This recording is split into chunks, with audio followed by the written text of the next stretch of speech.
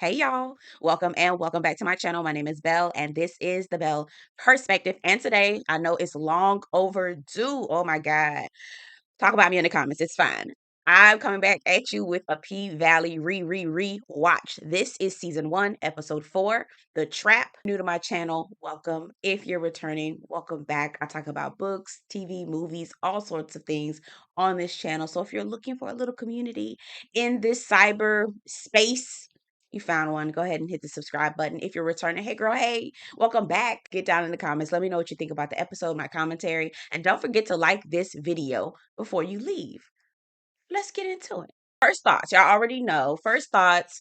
I love this episode. This is probably one of my most favorite episodes in the entire season. One of my most favorite episodes. There's two more, I think, later on. And I didn't realize that the season was only 8.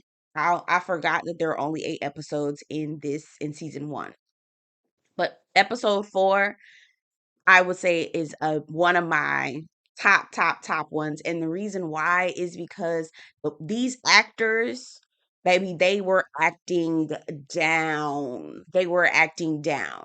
And I'm just going to say real quick, I love the fact that they're using actors that nobody really knew like that. And I also am very appreciative that they're not bringing on actors that were singers or rappers before. Like, I'm gonna get on a tangent real quick and then I'll get into the review. But like The Shy, I love The Shy, but sometimes the scenes be so spunk up because we get Candy.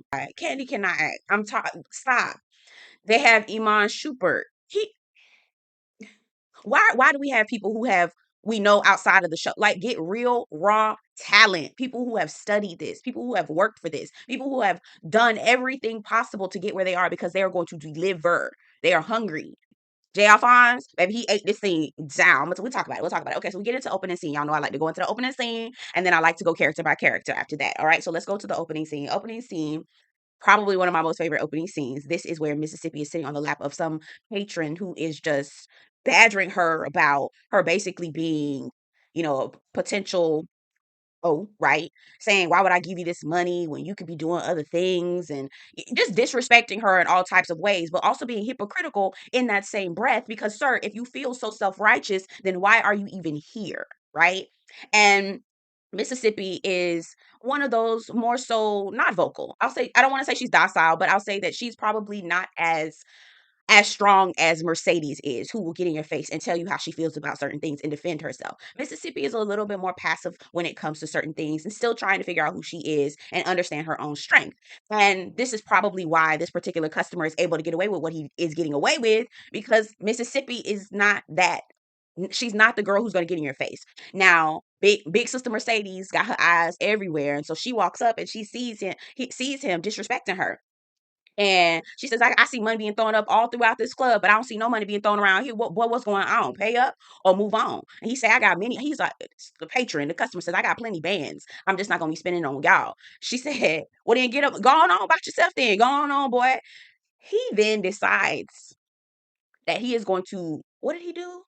Oh, Diamond. This is, how am I forgetting? Diamond enters the chat. Okay, Diamond enters the chat because he's seeing that there's a little bit of a kerfuffle between Mercedes, Mississippi, and this patron. Mercedes says, pay the lady, pay her, okay? Pay her. If you're going to be here, if you're going to take up our time, pay her. He says he got plenty stacks. He drops the stack on the floor. Disrespect. Like, if you do not respect these women, why are you here? The typical self-righteous man who feels like he should be entitled to a woman's body, well, also he shouldn't have to pay for it or do anything to deserve it, because he believes that he is entitled to a woman's body, period, whether she's a sex worker and or someone that he's dating or whatever. And so Diamond was like, pick the money up and get handed to her. Pick it up and hand it to her, right? He like looking like, no, I'm not about to do that, baby. When I tell you, Tyler Lepley, Tyler Lepley. Okay, now let me say something to you. All right, in real life, I know the nigga a fuckboy. I know you're a fuckboy. I can tell. But you get to be a certain age and you be like, Okay, nah. No. He is definitely giving fuckboy vibe in real life. But let me tell you something, Diamond. Diamond, child. Anyway, so Diamond yoked the man up, baby. I watched that part probably like 4 times just because I love it. Anyway, got Buddy together and yanked him out. And there was a very interesting conversation after the guy gets hauled off by Diamond. Mississippi sits down and she or Mississippi is sitting down with Mercedes, and Mercedes is saying, "Listen, he gonna be the one alone, trying to choke the chicken." And you can see Mississippi reflecting on the situation that happened, and she was like, "Listen, Keyshawn, don't ever let nobody throw their weight up on you, right? Don't never let nobody throw their weight up on you. If he want to be like that, let him be like that. But you know your strength. You know who you are." And Mississippi tells us, or says to Mercedes that, "I don't know. Am I okay with this life? Am I happy with what I'm doing?" And then Mississippi gets up and walks off, and Mercedes is left to reflect. And I thought, wow, okay, so there we're getting to a turning point where Mississippi may not necessarily be happy where she is, and there may be a change that's possibly coming. Okay, so we get to let's talk about Haley. Let's talk about, I always like to get to her first because child became what she doing, child. All right. So Haley is at the bank. She is cashing out. She's got all this money. She's making all these transfers. We still trying to figure out what in the hell she got going, what kind of scam and scheme that she done got set up. Okay. So she's cashing out $9,000 transfers left and right. She's going all over the place, all over town, getting this money. Switch it up. We just doing all kinds of things. Just doing all these schemes and scams. Okay. And so she is putting money into the bank, and Uncle Clifford is still wanting her to get more information about the club and about the casino. So, with that being said, she from the previous episode was able to gather a lot of information about the casino, valuations of the property, who's going to be offered money for their property within Chucalissa, etc., and information on the casino and the different deals that are going to take place under the casino umbrella, under Promised Land Assets, I think is what the name of the company that's coming in to create the casino, partnering to come in and create the casino. So Uncle Clifford still needs information from her because no one has approached her to offer, right? She knows that this casino is coming, but she doesn't know are they going to bulldoze her? What's going to happen? Plus, she has gotten behind on bills, so she's not current. So because of the lien, she absolutely could lose the property, which would make it easier for the property to go up onto an auction or be sold off, right? And so she calls Autumn Night to come into the office so that they can talk business. Now, Haley has already made it clear that she don't want to fool with Andre anymore after she pulled all that information from his laptop about Promised Land Equity and I didn't switch up the name, Promised Land Equity. After she's pulled all that information about the casino for Uncle Clifford, she don't want to fool with Andre anymore because she saw her picture in his laptop. Uncle Clifford was like, "Girl, please don't flatter yourself. My coochie was up in there too, child." She showed a picture of Uncle Clifford herself in those same files. And so I guess Haley had decided that maybe he isn't that much of a creeper.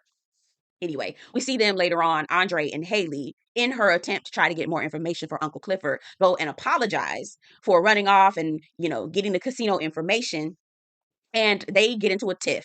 Now, again, I'm noticing a lot of these men are very self-righteous on this show. Okay, they like to try to make it seem like they're above board and that they have some sort of, a moral high ground. And yet they just as thirsty and don't have no problem trying to get their D wet wherever they can. Okay.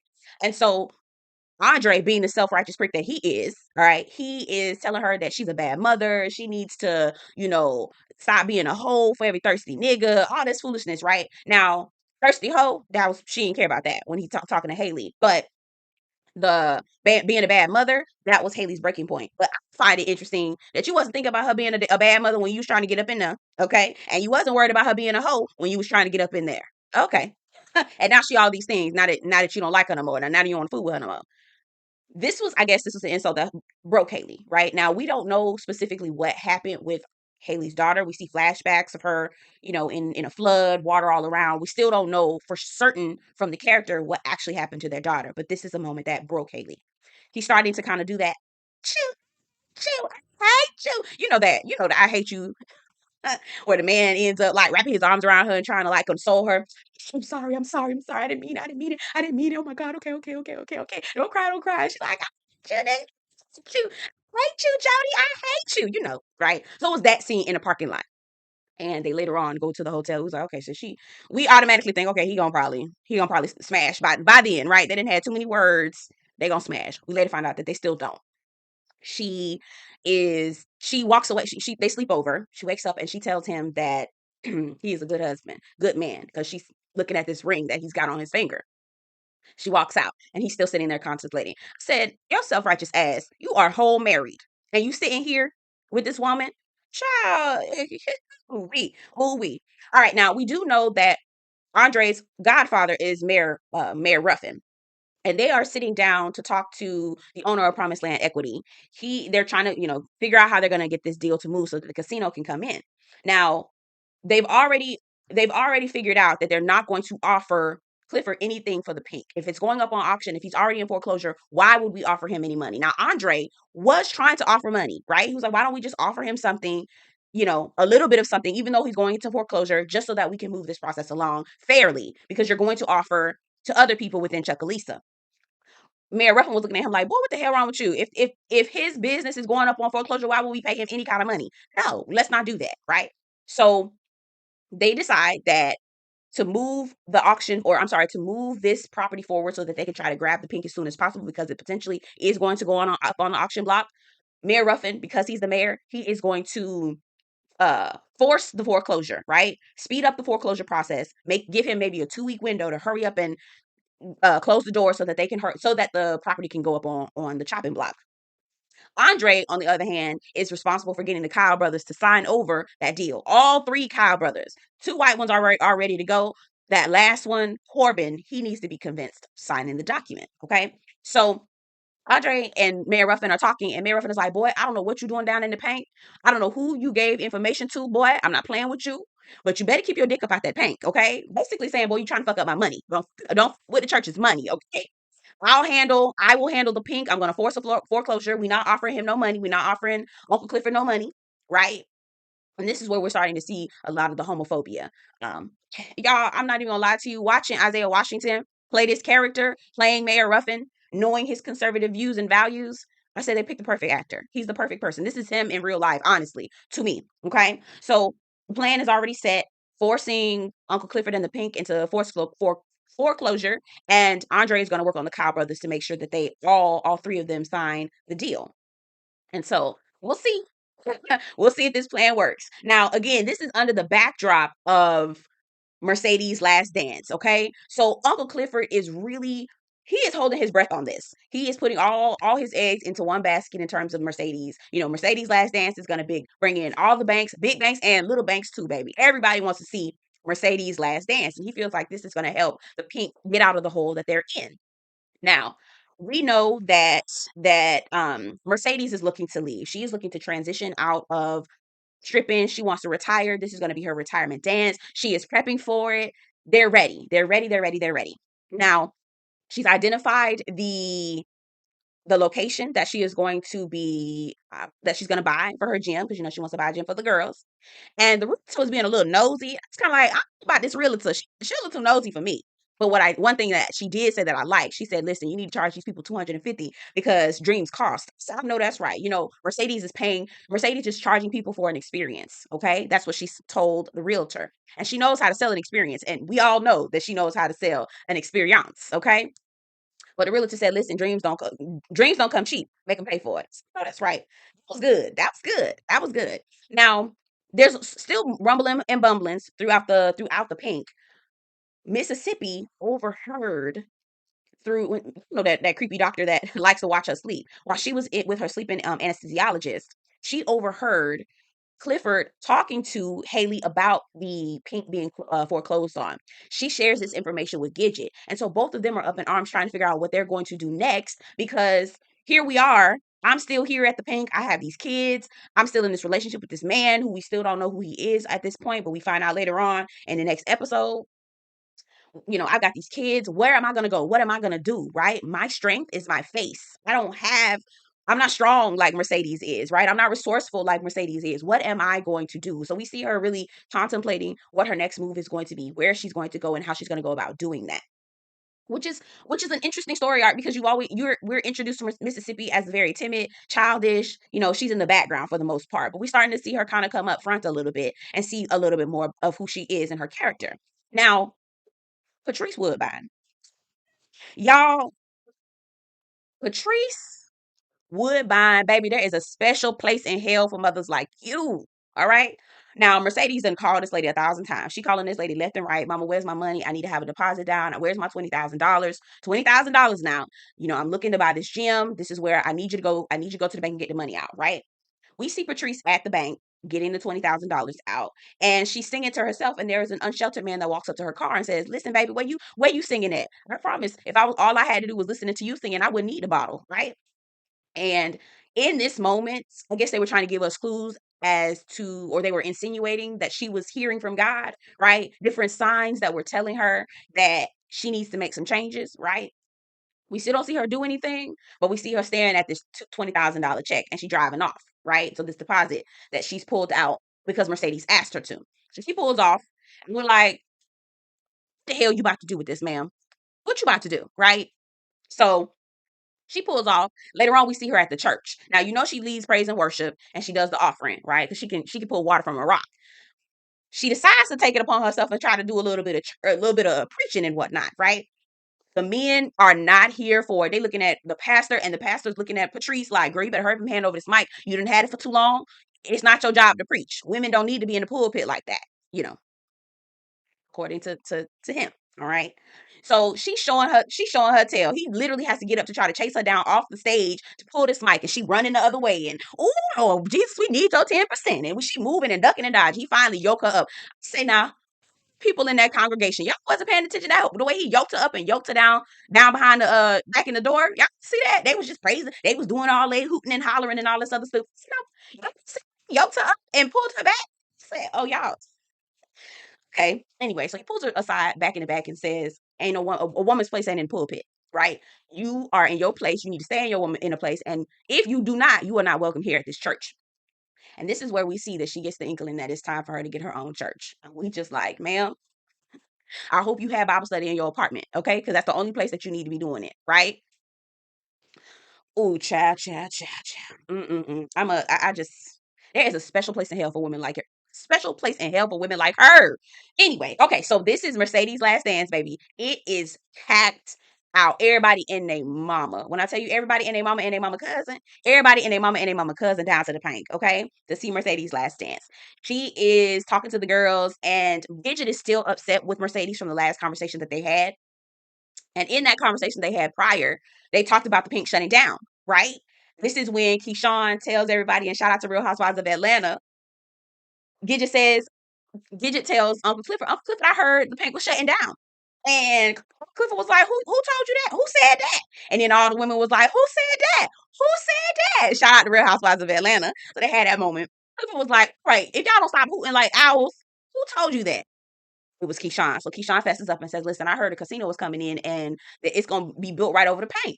And Uncle Clifford says, "Listen, ain't nothing finna happen to the Pynk. Y'all don't worry about all that. Y'all just go get this money." And Mercedes walks in, and she's like, "Child, what's going on? What's wrong with y'all? I ain't gone yet." Gidget says, "Listen, I don't know if you noticed, but the Pynk is going up for auction, right? It's being foreclosed on. There's a casino coming in." And Mercedes lets it slip that he's gotten behind. Uncle Clifford's going to take care of it. That's where they all get devastated. Like, "Mercedes, you knew this was happening and you didn't say nothing to nobody. What happened? What are we going to do, Mercedes?" And Mercedes tells them, "Listen, did nobody tell you to have all them kids, Keyshawn? Did nobody tell you, Gidget, spend all your money on those substances for your mama? Y'all should have been stacking y'all money." So Gidget was offended by that conversation, and I would have been too. That was very harsh. Very, very harsh. Very harsh. Anyway, so Mercedes is still walking around trying to garner sympathy from the women because she's basically in the doghouse from her mouth, okay? And also trying to reach her mama so she can get this check. She's getting a text message from the realtor. Again, this is the night of the her last dance. She gets a text message from the realtor. Realtor's like, "Listen, you need to come. You need to come now. Okay? You got to drop off your deposit. We got some competition here. Got some competition. Somebody's wants to make an offer. I need you to drop your check off tonight." She's calling her mama, calling her mama, calling her mama. She finally gets an opportunity to call. She finally gets a hold of her mother. She sets it up so she can go meet her mother down at the Kroger so she can get the check and then send it over to get it to the realtor.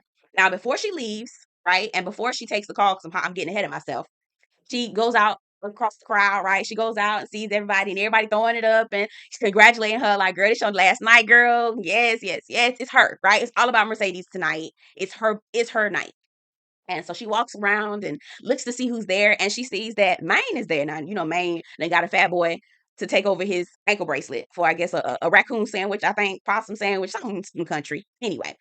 And she's like, "Man, I didn't think you was gonna be here." And he said, "Yeah, I wouldn't miss this thing for I wouldn't miss this for the world, right?" And they're talking. And we finally see Murder. He pull up and he about to get into it with Diamond because Diamond was like, "Boy, you're not no VIP if you don't back up. Back yourself up, fool." Uncle Clifford had to interject. Listen, he is VIP. Let him come in. Listen, he cool. It's cool. It's cool. It's cool. Okay. Now, Murder, I like you, but I feel like Diamond was gonna hurt you. Okay. Anyway, so they walk in. So it's Diamond, and not Diamond. It's Murder. It's Pico and the flower arrangement dude. I forgot his name. Anyway, so they walk in.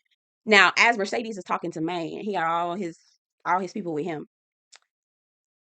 Who is the boy? Murder walks up to Mercedes. All of them stand up like, nigga, what the hell wrong with you? I was like, why did they do that? Why? Can y'all relax? Oh my God, relax, right? And Murder was like, damn, I just came over here to say congratulations, and I hope you do well for yourself, right?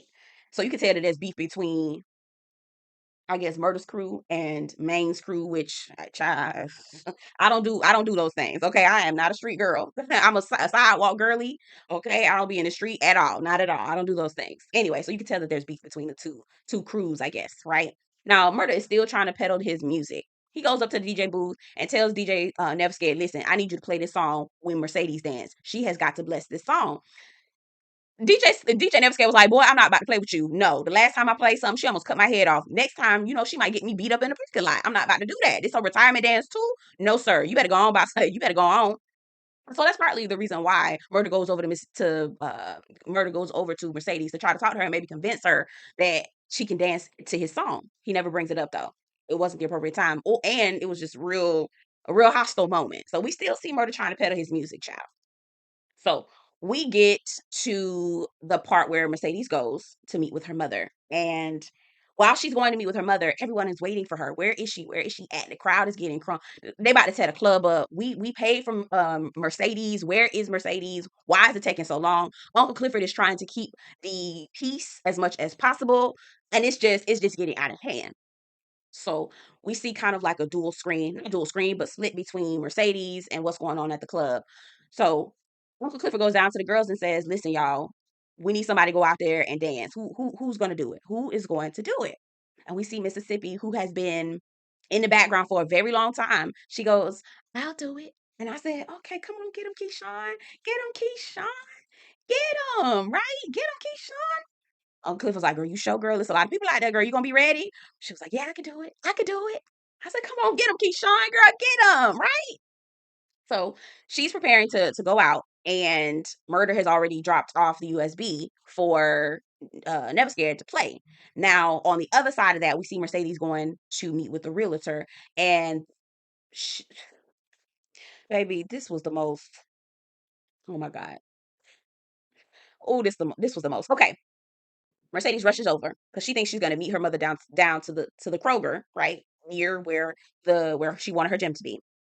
She rushes there and she sees the realtor and she's like, "Oh my, I'm finally here. My mama's coming." She was like, "Baby, it's too late. Somebody already made an offer." She's like, "Who? My mama's coming around the corner. Like, I'm waiting on her to come. She'll be right here. Just give her 1 minute." She's like, "No, baby, somebody already paid and everything for this place and everything." Patrice walks out right behind her after they had this conversation. And she was like, "Mama, what you doing here?" She was like, "Mama, can you give me the check so I can get my gym?" She was like, "Oh no, baby, this not. No, I found my church." She said, "No, baby, no, Mama, this gonna be my gym." Realtor was like, "This your mama?" She said, "Oh no, and she haul ass, okay." Patrice says, "No, baby, this my church. God showed me this is going to be my church. With who money though? With what money? With what money? Because that money isn't yours. You didn't find this building. How, let me tell you, the way that Mercedes was beating the brakes off her mama, good. Whoop that trick. Whoop that trick. Whoop that. I was so, ma'am, this money was not your money. How do you spend somebody else's money? Ah, anyway, meanwhile, back at the bank, okay, crowd is getting crazy, crazy, crazy, crazy. So Mercedes goes out. She's like breathing, like I'm gonna do this, right? I'm gonna do this. I'm gonna do this. She's prepping. we see Murder on the side talking to his friend Pico. And Pico was like, how'd you let that man punk you? Right now, we talking about how Maine and Murder had their little face off when he was talking to Mercedes. Maine murdered Mercedes. He was like, I ain't no punk. Pico said, listen, I heard you everybody punk. First of all, actually, now that I think about it, maybe Diamond might have had a little something on his hands too. Maybe they would have, maybe Murder probably would have gave Diamond the business too. Because the way tossed, he tossed that boy. I said, oh God. Anyway, Murder he get the molly whopping that boy in the club. So a fight breaks out. They have to pull Murder out. They kick him out of the club. He's sitting on the side smoking a cigarette. And as Mississippi walks up to the pole, she begins to dance, and they start to play Over Love, which is Murder's new song. And you can hear it playing from a distance, and he's like, it's my, and we like, when I tell you this scene right here was grade A. That boy know he can act down. J. Alphonse, he be acting down. Boy acts down, y'all. He acts down. That scene was so powerful and palpable. You could feel it.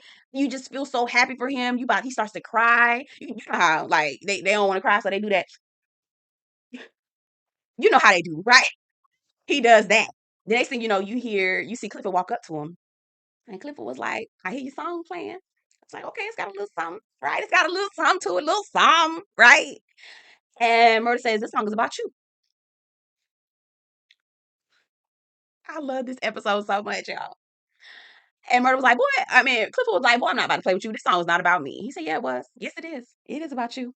I said, oh, and child, they get to doing what they do, child, what grown people do, child. They get to doing what grown people do as Mississippi dances beautifully to the song that Murder plays, right? That Murder made in the club, and everybody is going up because she's doing a phenomenal job, and the music is really good. But I'm like, now how people know this song so quick, right? How do y'all know the words to the song when y'all just heard it? Anyway, I was like, y'all should have. Anyway, that wasn't realistic, but whatever. We on the flip side of that, over this triumph, right? We also see Mercedes, who gets pulled over by the police. She get not pulled over, but she gets arrested by the police, and we see her being hauled off in a cop car, beat up, blood on her lip, hair a mess. This was supposed to be her night. This was supposed to be her night for her to get her gem. This was supposed to be her night for her last dance. This was supposed to be her night, and yet she's still in the trap. Child. Whoo, this episode was so good. When I tell you this episode, I had to watch it like 3 or 4 times, and I was glued to the TV the entire time. Love this episode. Anyway, get down in the comments. Let me know what you think about the episode. And don't forget to like this video before you leave. Happy holidays, and I'll see you guys soon. Take care.